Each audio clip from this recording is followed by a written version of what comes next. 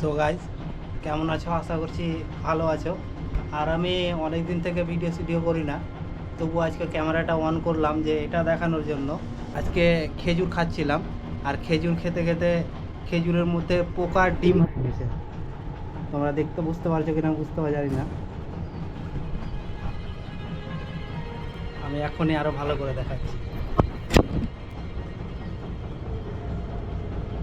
এই দেখতে পাচ্ছ, এই সাদা সাদাগুলো পোকার ডিম হয়ে গেছে।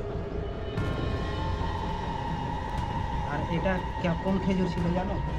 এটা বাজারে সবাই বলছে ভালো খেজুর। এই কৌটাতে যে খেজুরগুলো ছিল সেই খেজুর। এই খেজুরটা বাবা নিয়ে এসছে। আমি খেজুর খাই না, কিন্তু মা নিয়ে এসে দিল, 4-5টা দিয়েছে। তার মধ্যে আমি বাকিগুলো দেখিনি। আর এটা আমি ধুয়ে খেয়েছি প্রথম, ধুয়ে নেওয়ার পরে। তারপরে এই যে উপরে যে ইগুলো আছে সেগুলো আমি ভাবলাম যখন উঠে যাচ্ছে তো উঠিয়ে দেখি। উঠিয়ে দেখার পরে দেখছি এরকম সাদা সাদা পোকার ডিম হয়েছে। পোকার ডিম, বুঝতে পারছো? আর অন্য আছে, এই যে দেখো, এটা তো অবশ্য পোকার হয়নি, কিন্তু শুরু হয়ে গেছে, পোকার ডিম হতে শুরু হয়ে গেছে। এখানে আমি বুঝতে পারছি না যে ভিডিওতে ক্যামেরাতে দেখা যাচ্ছে কি না, বোঝা যাচ্ছে কি না, কিন্তু আমি অরিজিনালে খুব ভালোভাবে বুঝতে পারছি এগুলো হচ্ছে পোকার ডিম। আর এটা এই কোম্পানি। তো যারাই এই খেজুরগুলো ভাবছো খুব ভালো খেজুর,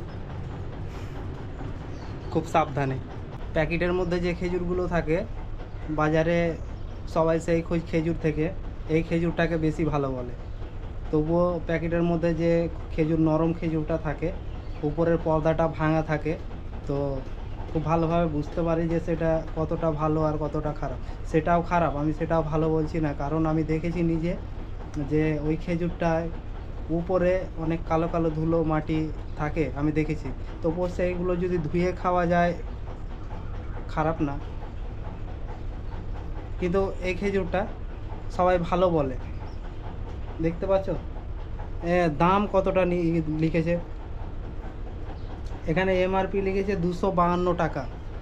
252 টাকা এমআরপি হয়েছে।